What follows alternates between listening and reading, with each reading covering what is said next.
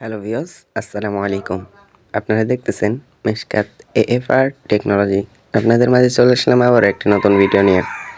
আজকের ভিডিওটি হতে যাচ্ছে টিকটক আইডির প্রোফাইল পিক চেঞ্জ করবেন কিভাবে। তো চলুন বেশি কথা না বাড়িয়ে ভিডিওটি শুরু করা যাক। টিকটক আইডির প্রোফাইল পিক চেঞ্জ করার জন্য প্রথমত আপনাদের টিকটকে প্রবেশ করা লাগবে।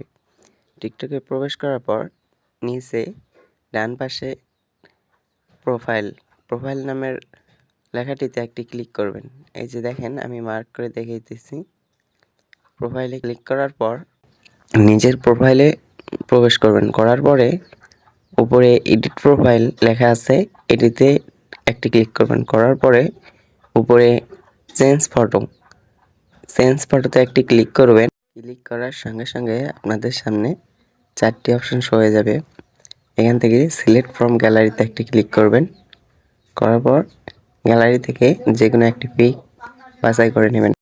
এখান থেকে আমিও আমার চয়েস মতো একটি পিক সিলেক্ট করলাম। আবারও সেই পিকটি এখান থেকে খুঁজে বের করে সিলেক্ট করতে হবে। এই যে নিচের পিকটি আমি আমার প্রোফাইল পিক দিব, তাই এখান থেকে নেক্সটে ক্লিক করবেন। করার পরে সেভ পোস্টে একটি ক্লিক করবেন। করলে আপনাদের টিকটক আইডির প্রোফাইল পিকটি চেঞ্জ হয়ে যাবে। ভিডিওটি দেখে একটি উপকার হলে চ্যানেলটি সাবস্ক্রাইব করে পাশে থাকবেন। দেখা হচ্ছে পরের ভিডিওতে। আল্লাহ হাফেজ।